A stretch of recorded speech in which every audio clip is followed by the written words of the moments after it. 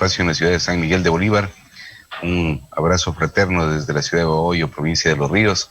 Nos encontramos ya con el ingeniero Christopher Velasco, quien es presidente de la Asociación de Profesionales de Gestión de Riesgos del Ecuador. Ingeniero, buenas noches, bienvenido a los estudios de Radio Espacio. Muy buenas noches, estimado Carlos. Es un placer estar en este medio de comunicación, podernos dirigir a la ciudadanía y conversar sobre algunos de los temas que venimos trabajando como Asociación de Profesionales de Gestión de Riesgos del Ecuador. Qué bien, ingeniero, pues un placer realmente tenerle en nuestro medio de comunicación. Iniciando ya la entrevista, ¿qué es lo que hace, pues justamente, o a qué es lo que se dedica exclusivamente la Asociación de Profesionales de Gestión de Riesgos del Ecuador? Es un ente colegiado que agrupa a profesionales de tercer y cuarto nivel que se han formado en el tema de gestión de riesgos, que busca trabajar en 4 áreas específicas. Uno es incidir en temas de política pública, construcción de política pública a nivel local y nacional, fortalecer un poco la investigación para generar evidencia científica, articulándonos con universidades, con institutos técnicos tecnológicos, centros de investigación, generar un proceso de fortalecimiento de capacidades, tanto de nuestros asociados, son 144 a nivel nacional, con presencia en 14 provincias del país, y también a los funcionarios y servidores que están siendo parte del gobierno de autónomos centralizados, del Servicio Nacional de Riesgos. En ese es el marco en el cual nos desenvolvemos como asociación, y también trabajamos un proceso de asistencia técnica a gobiernos autónomos descentralizados para enfrentar estas posibles ocurrencias de eventos adversos que estamos toda la población ecuatoriana expuesta, ¿no? Sí, es, ingeniero, pues para conocimiento de nuestros radioescuchas y ahora también televidentes, justamente la gestión de riesgos va en un sistema de prevención, entendemos que es así. Justamente, ustedes tienen representación en 14 provincias, entre ellas consta Bolívar y Los Ríos. Sí, claro, son de las provincias más importantes. Recordemos que la Universidad Estatal de Bolívar forma profesionales en esta rama desde 1992. Creo que gran parte de los profesionales que se encuentran también dentro de la asociación provienen de esta alma mater bolivarense, al igual que tenemos presencia también en algunos cantones de la provincia de Los Ríos, por ejemplo, en el caso de Quevedo, Quintzaloma, Ventanas, tenemos también gente en Bahoyo, que articulan también su gran experticia y su manejo de algunos eventos que se han presentado tanto en la cuenca alta y baja y media del Guayas, que evidentemente son muy recurrentes. Las inundaciones, por ejemplo, cada etapa invernal, los anegamientos, por ejemplo, por el desbordamiento del río, algunos fenómenos de remoción en masa, deslizamientos que nos impiden la conectividad entre provincias. Entonces, hay un gran número de profesionales que se encuentran en esta zona, y evidentemente es una de las zonas donde más interés tenemos de seguir aportando y colaborando para el beneficio de toda la población que aquí se encuentra, ¿no? Ingeniero, pues justamente entendemos que ustedes son una ONG que tienen convenios o corresponsabilidad pues justamente con diferentes entidades. Dentro de esto, el Consejo Provincial, hablando de nuestras provincias más cercanas, Bolívar, Los Ríos, las alcaldías, ¿están participando con ustedes? Sí, bueno, la asociación es como un colegio de arquitectos, un colegio de ingenieros, entonces tenemos una figura desde ese lado. La articulación con el gobierno provincial de Bolívar ha existido no de manera formal, no tenemos un convenio específico firmado, pero hay algunos acercamientos que han permitido trabajar algunas recomendaciones sobre la articulación que pueden hacer en el nivel de la provincia. En el caso de Los Ríos, sí estamos en un proceso de firma de convenio respecto a la prefectura de Los Ríos, con quienes tenemos mucha más colaboración en algunas líneas, pero en el caso específico de los cantones Caluma, Guaranda, San Miguel, en la provincia de Bolívar tenemos intervención, en los cantones específicos de Ventanas, Bahoyo, Quintzaloma y Quevedo tenemos intervención. Entonces hacemos como en la presencia es más o menos esa la que tendremos en la provincia de Los Ríos y la provincia de Bolívar, ¿no? Perfecto, dentro de esto, pues justamente en la provincia de Los Ríos, que es la provincia que conozco, aunque vengo de Bolívar, pero ya por los años que vivo acá en la provincia de Los Ríos, el problema de las inundaciones es un problema muy frecuente, especialmente el cantón Montalvo y también en cierta parte, pues, Bahoyo. ¿Qué ¿Qué se están haciendo o qué estudio tienen ustedes preliminar para la prevención de estas situaciones? Tenemos dos líneas de trabajo principalmente en algunos cantones, que es primero el estudio de la percepción social del riesgo. Creemos que el riesgo es una construcción social, es decir, el río ha estado históricamente en ese sitio, los asentamientos que tenemos próximo a ese río nos hacen mucho más vulnerables. Esto nos va a permitir tener como mayor claridad de cómo la gente piensa y se relaciona frente a los riesgos. Pero además de eso, también una de las cosas que estamos intentando trabajar fuertemente es la incorporación del enfoque de riesgos y cambio climático en los procesos de desarrollo y planificación territorial, los famosos PDDTs, y en el caso de los municipios también los PUCs, porque son los planes de uso y gestión del suelo los que determinan qué tipo de vocación vamos a dar al territorio y que ese tipo de vocación que estemos dando al territorio no sea afectado por algún evento producto de un fenómeno de naturaleza o antrópico que se pueda presentar. Entonces, esas son como las dos líneas grandes con las que venimos articulando.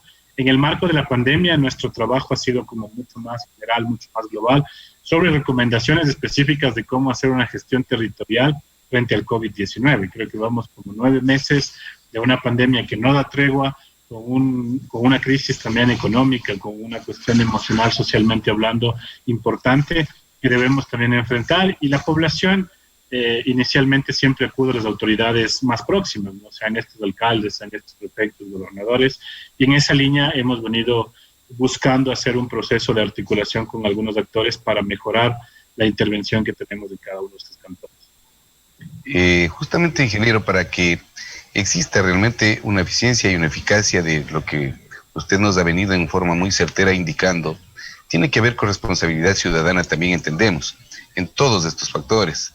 Pues no es solamente lo importante que las entidades públicas practiquen la prevención, en este caso, de todas las gestiones de riesgo que existen, pero sí también la corresponsabilidad. ¿Cuál sería el llamado de parte de ustedes como cuerpo colegiado al que usted preside para que la ciudadanía también tenga una corresponsabilidad de participación en este sistema de gestión de riesgos? Sí, creo que es clave la acción corresponsable que tenga la ciudadanía frente a poder pensar y convivir de manera segura. Principalmente creo que una de las cosas importantes es pensar los asentamientos informales, pensar nuestros tipos de construcciones. Mucha de la informalidad de las construcciones nos toma factura cuando tenemos eventos telúricos importantes. No hace mucho pasamos uno en Chillanes, por ejemplo, que es uno de los cantones más pobres que tiene el Ecuador y que además de tener un nivel de afectación socioeconómica, también tiene un nivel de afectación por algunos fenómenos. Recién fue la caída de ceniza también. Tuvimos un proceso también de deslizamiento importante en la vía Bucay. Entonces, la configuración en la que vivimos es de un permanente riesgo por diferentes consideraciones. Una puede ser la ubicación geográfica, la misma construcción que nosotros tenemos, pero también creo que una de las acciones más importantes como ciudadanos es saber a qué nos exponemos, qué cosas podemos hacer. Así como cuando compramos un carro, por ejemplo, aseguramos nuestro carro porque evidentemente estamos expuestos a un accidente de tránsito, podríamos hacer lo mismo con nuestros bienes y con nuestros medios de producción, porque evidentemente tenemos una afectación que puede poner en consideración ese patrimonio. Pero además de eso, creemos que el comportamiento en el que nosotros vayamos teniendo socialmente es importante, y ahí creo que trabajar en comunidad para organizarnos, para tener una cuestión de una organización barrial, comunitaria importante, creo que es una acción de corresponsabilidad significativa, porque desde ese mecanismo de organización podemos también incidir en ciertas decisiones del presupuesto participativo en obras, por ejemplo, para los municipios, de poder también tener el beneficio de alguna intervención, de alguna organización no gubernamental, etcétera. Entonces, el accionar ciudadano, la participación, el involucramiento de la ciudadanía en la reducción de riesgos es fundamental. Usted conoce claramente, Carlos, en la provincia de Los Ríos, gran parte de Montalvo, por ejemplo, Urdaneta, también parte de Chandía, Caluma, en la parte de Bolívar, las naves, por ejemplo, son zonas sumamente bajas que al primer temporal fuerte de lluvias intensas que tengamos en la zona alta, tienen afectaciones. Y Babahoyo no se diga, la cota de Babahoyo es una cota cero, en la cual evidentemente la inundación es algo con lo que debemos vivir. Pero lo que debemos hacer es evitar que esa inundación siga generándonos más afectación. Y creo que ahí queda el gran desafío de poder ir trabajando en conjunto, no solo en responder y dar la asistencia humanitaria la cuestión de los kits de alimentos, los colchones, etcétera, sino también en cómo vamos construyendo mejores comunidades más sólidas, más resilientes, y ese creo que es el camino. Pues justamente, ingeniero, es algo clave que usted nos ha dicho, el momento de las inundaciones, aparte de las pérdidas que causan a los bienes patrimoniales, especialmente acá, que es una zona muy productiva agrícolamente hablando, el problema que se da es de que en los sectores rurales las inundaciones causan el alejamiento de las personas al no permitirles poder evacuar o salir a las ciudades. Y justamente eso es lo que preocupa. ¿Qué es lo que ustedes le han ofrecido, qué es lo que ustedes les han sugerido a las autoridades como para prevenir esto y obviamente a la ciudadanía a través de esta entrevista que se está haciendo con usted para que tengan conocimiento las personas, ingeniero? Una de las grandes apuestas que tenemos es trabajar con el Servicio Nacional de Gestión de Riesgo, con quien tenemos un convenio de cooperación. Por ejemplo, en tema de la logística de la emergencia. O sea, zonas importantes de la provincia de Los Ríos, como la provincia de Bolívar, se quedan aisladas al desbordamiento de los ríos. Entonces, ¿cómo llegar con la logística para poder dar una atención? En el caso, por ejemplo, de Vinces, en el caso de Baba, por ejemplo, es significativo. O sea, hemos tenido una historia sobre eso. Entonces, ¿cómo organizar un poco? Primero, ver si es que es posible tener como una zona segura próxima a estos medios de vida que tiene la población rural. Y por el otro lado, pensar que si es que no es eso posible, por lo menos organicemos mucho mejor la capacidad de respuesta y principalmente la logística a esa respuesta, que creo que es la que más requiere a las personas afectadas en caso de una emergencia. Pero lo significativo, insisto, creo que está en cómo organizamos y planificamos el territorio. Porque las vocaciones productivas que tenemos también, no estoy diciendo que solamente ese sea el efecto, pero gran parte de los grandes muros que haces en las baloneras o que, por ejemplo, puedes establecer para la producción de arroz o los encauzamientos que quieres hacer para otro tipo de producción, también transforman el territorio, entonces también generan unas afectaciones. Y eso no lo podemos contener ni con un muro de gaviones ni con toda la infraestructura que podamos pensar, porque ahí claramente es como una intención necia de los seres humanos de querer controlar un fenómeno que ya les ha demostrado históricamente que no es posible, ¿no? Lo que sí debemos pensar es que no solo estamos expuestos a esa amenaza de inundación, que es la más recurrente, pero también tenemos otras, la sísmica, por ejemplo, que creo que nos ha generado afectaciones importantes desde el terremoto del 2016, por ejemplo, también hemos tenido algunas secuelas en la provincia de Los Ríos y en la provincia de Bolívar. Entonces, creo que hay que discutir a qué estamos expuestos, cómo nos sentamos la comunidad, la academia, los gobiernos autónomos descentralizados para trabajar en la reducción de esos riesgos que nos pueden hacer mucho más vulnerables. Ingeniero, se vienen pues dos situaciones bastante preocupantes para acá, para la costa ecuatoriana. Se viene justamente un periodo de Navidad en el que hay una gestión de riesgo que se podría controlar, que es justamente esto de la pandemia, por la acumulación de gente, la falta de distanciamiento y todo. Y también justamente coincide con la época invernal. ¿Cuál sería el mensaje de ustedes a la ciudadanía para poder prevenir este grado de situación de las dos causas que se nos van a juntar justamente en estos meses venideros? Sí, creo que es sumamente importante recordar a la ciudadanía que la pandemia no acaba, ¿no? O sea, que la pandemia no termina con el fin del año, que tenemos unos niveles de rebrotes importantes a nivel de la región, también de Europa, y que aquí debemos tener un nivel de corresponsabilidad fundamental a los ciudadanos y ciudadanas. Primero, evitar las acumulaciones, hacer el uso adecuado de la mascarilla, el distanciamiento físico, pero también intentar en lo posible que estas festividades navideñas y de fin de año no sean el pretexto para tener familiares nuestros afectados y contagiados con una pandemia que no tiene todavía todas las respuestas, que por más que exista o se hable de una vacuna, todavía no sabemos cuáles son los efectos colaterales que esa vacuna puede generar en el ser humano, todavía no logramos delimitar con claridad cuáles son los impactos que han generado las personas que hemos podido pasar respecto al tema de la infección del COVID.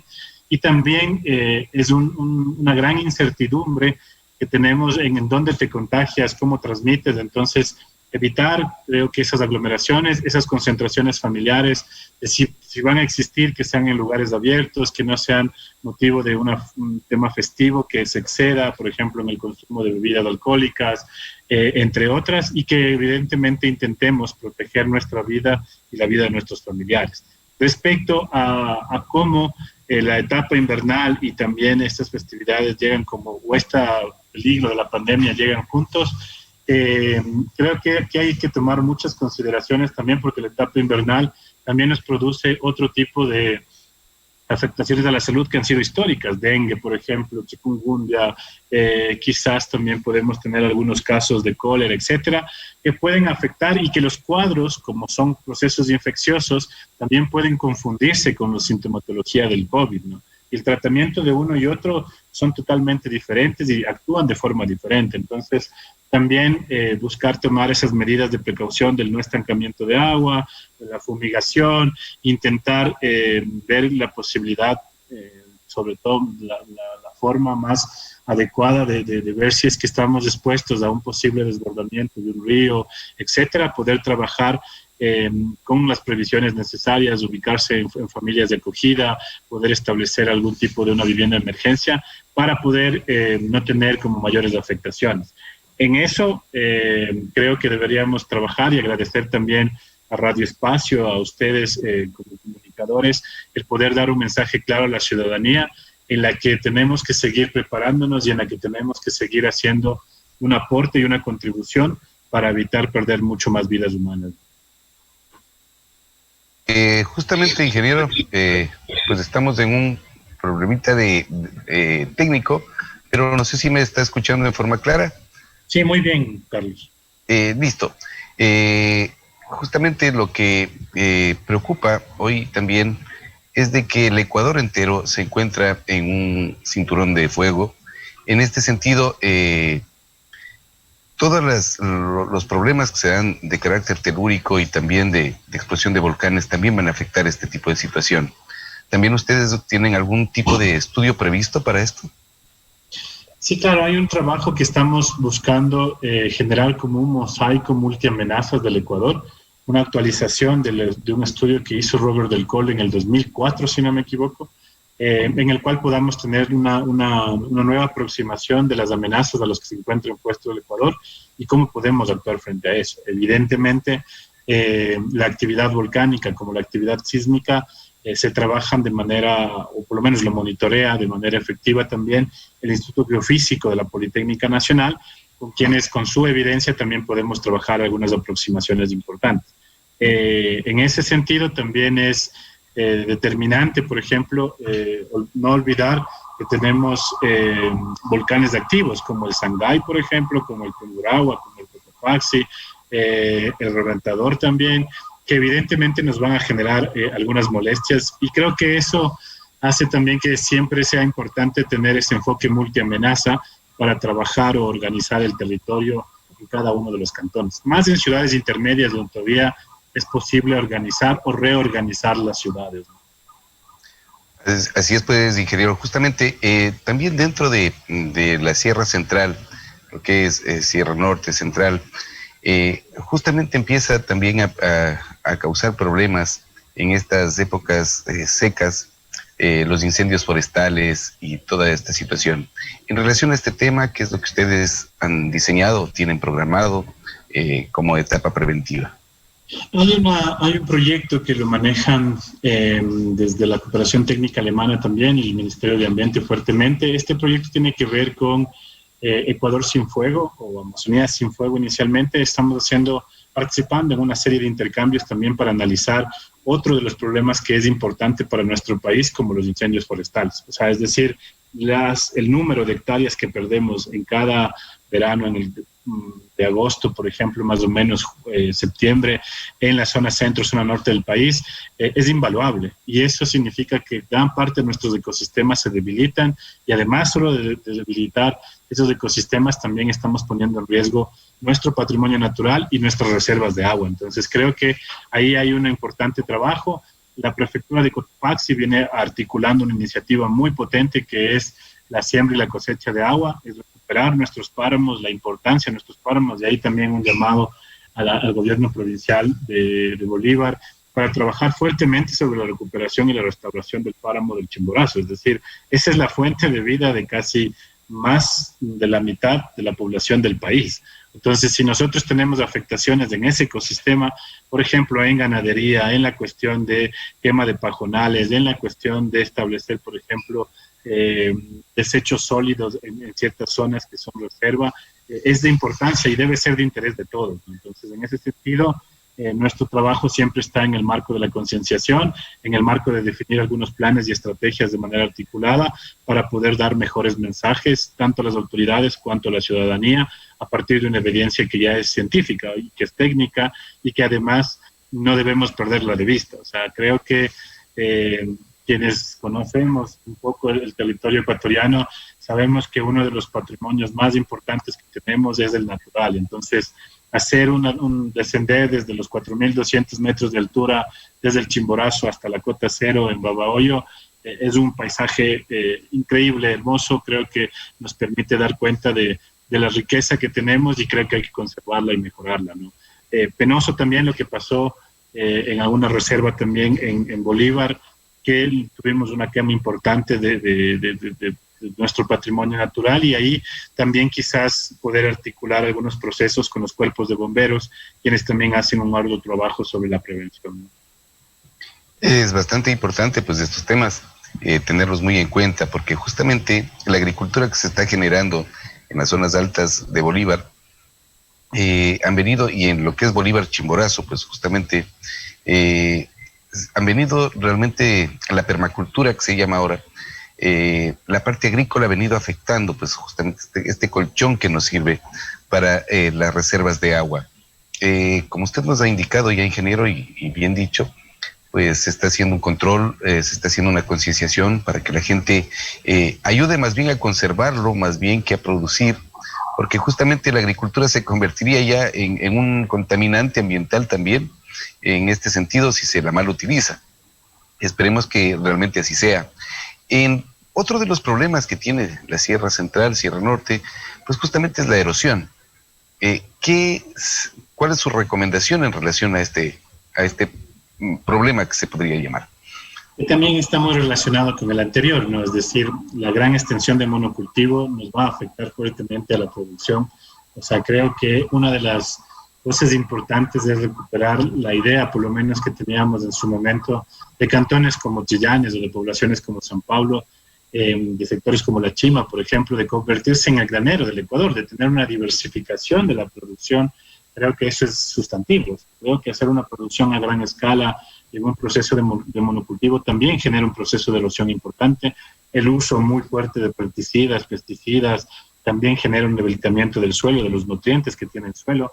El sembrar en pendiente también es dañino para la cuestión de la producción, y además también hace que se encarezcan los costos de la producción.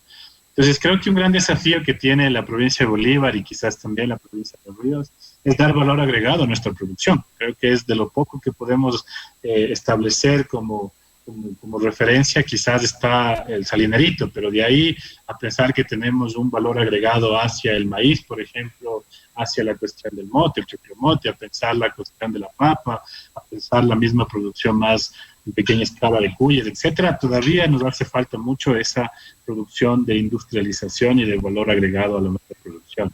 Creo que el intercambio comercial que existe fuertemente entre la provincia de Los Ríos y la provincia de Bolívar dinamiza economías en pequeña escala. O sea, esa economía de agricultura familiar que logra también tener un tema de supervivencia, pero que no logra convertirse en una cadena productiva que dé un valor de movilidad social ascendente a la población, que mejore condiciones de vida, que tengamos gente más asegurada, por ejemplo, en términos de seguridad social, que tengamos gente que tenga un mejor nivel de ingreso familiar y acceso, por ende, a educación, salud, etcétera. Entonces, creo que pensar el riesgo también es pensarlo desde ahí, pensar que el vínculo de los desastres y el desarrollo es claro, es un modelo en el cual, si no pensamos todas estas variables, si no articulamos todas las voluntades para poder tener un buen modelo de desarrollo, los desastres van a estar a la vuelta del día. O sea, si hacemos una apertura de un camino vecinal para hacer una conexión interparroquial sin tomar las consideraciones adecuadas del talud, evidentemente va a convertirse en un escenario propicio para tener afectaciones en esa línea. Y en otros casos sustantivos, como por ejemplo, uno de los que los debe preocupar más es el déficit del recurso hídrico. O sea, ese creo que es una señal importante. Creo que las personas, por ejemplo, que visitan o conocemos un poco la ciudad de Guaranda, quedarnos sin la pila, que ha sido histórica, una vertiente de agua que ha estado permanentemente en la ciudad, y a tener una cuestión de agotamiento de ese recurso, creo que es el mejor símbolo como para poder seguir reflexionando de que los recursos naturales deben ser conservados y no deben ser sobreexplotados. Claro, es muy, muy clara su definición, ingeniero, pues sí. Felicitaciones porque existan personas que están ayudando a pensar en estos problemas que se nos vienen acarreando y que si seguimos sin hacer nada, pues van a tener una afectación mayor. Justamente dentro de esto, ustedes han pensado como cuerpo colegiado, se les ha sugerido a los gobiernos centrales y también a los GATS en este caso, para que existan mancomunidades, por ejemplo, para limpieza de la cuenca hidrográfica mismo, para hacer cortinas ecológicas, controlar la minería como tal. En este sentido, ingeniero. Sí, básicamente no tanto en la provincia de Bolívar ni en la provincia de Los Ríos, pero sí, por ejemplo, en la provincia de Manabí, donde tenemos un contexto que también es complejo, que en el tema del déficit de recurso hídrico es importante. Entonces, creo que el modelo de articulación multiactor y multinivel que decimos, o sea, desde la Junta Parroquial hasta el gobierno autónomo centralizado, hasta el gobierno provincial, es necesaria. Creo que si no pensamos en ese nivel de articulación, difícilmente podemos trabajar sobre actividades que no están definidas como competencias exclusivas de un nivel de gobierno. Y quizás eso hace que a lo mejor ni uno ni otro lo desarrollen, ¿no? Pero creo que fundamentalmente la conservación de las cuencas y microcuencas son significativamente importantes para poder garantizar esos servicios ecosistémicos que necesitan los territorios urbanos y rurales. Esto sí es fundamental. Creo que el hacer una conciencia sobre esa importancia desde los tomadores de decisiones nos va a ayudar a tener muchos mejores resultados. Creo firmemente que los ciudadanos debemos también mejorar nuestros hábitos en la cuestión del consumo, por ejemplo, y en la generación de los residuos. O sea, si usted llega a los rellenos sanitarios de muchas ciudades del país, la mayoría son residuos orgánicos que no los aprovechamos, y los inorgánicos tampoco los damos como una reutilización, una forma diferente de pensar la economía. Entonces, la tendencia global es la bioeconomía, que tiene como este sentido de dar un uso cíclico a cada una de la producción que nosotros tenemos. Entonces, ahí nuestro esfuerzo está vinculado siempre a pensar mejor en la conservación de cuencas y microcuencas, a delimitar mucho más claro los servicios ecosistémicos en la planificación y en el ordenamiento territorial. Creo que eso es determinante, creo que es importantísimo pensarlo así, y también, ¿por qué no? A lo mejor en el caso de Bolívar y de Los Ríos, sumamente valioso pensar en otro tipo de energía, por ejemplo. O sea, quizás pensar en energías más limpias que también nos puedan ayudar a reducir ese nivel de contaminación que actualmente tenemos, ¿no? Es bastante interesante, pues, y mi felicitación en forma muy personal y como medio de comunicación, pues, a usted, ingeniero, por presidir, pues, la Asociación de Profesionales de Gestión de Riesgos del Ecuador. Tenemos ya el tiempo restringido dentro de esta entrevista. Realmente es un placer, espero tenerle nuevamente por acá, ingeniero, cuando usted nos lo permita, porque hay muchos temas de acá todavía que abordar. Es muy amplio este tema. Le dejo con sus palabras finales del mensaje a la ciudadanía. Sí, estimado Carlos, más bien agradecerle a usted, al medio de comunicación, a Radio Espacio, por permitirnos llegar a la ciudadanía, por permitirnos también conversar de algunos temas que son importantes para el desarrollo local, y en este marco nuestro compromiso como ente colegiado de seguir contribuyendo, aportando y a las órdenes. Más bien, cuando ustedes lo requieran, estamos aquí para poder establecer ciertas recomendaciones, también para felicitar acciones que se vienen desarrollando a nivel del gobierno central, de los gobiernos autónomos, y poder hacer como un aporte a esto que para nosotros es sustantivo, el creer en esta biodiversidad, el creer en esta forma de conservación de los recursos naturales como una manera también de reducir los riesgos de manera mucho más efectiva. Entonces, en ese sentido, más bien agradecerle a todas las personas que nos escuchan, por favor generar esta conciencia respecto al tema de la pandemia, evitar las concentraciones, las aglomeraciones.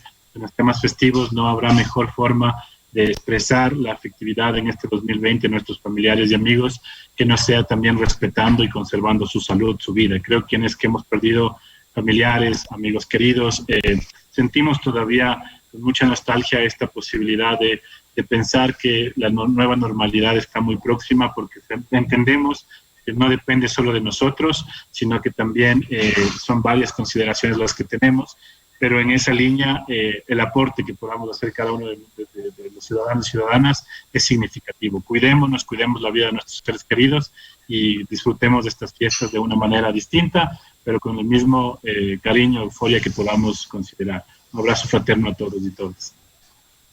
Gracias, ingeniero, pues nuevamente agradeciéndole por estar acá en nuestro medio de comunicación. Realmente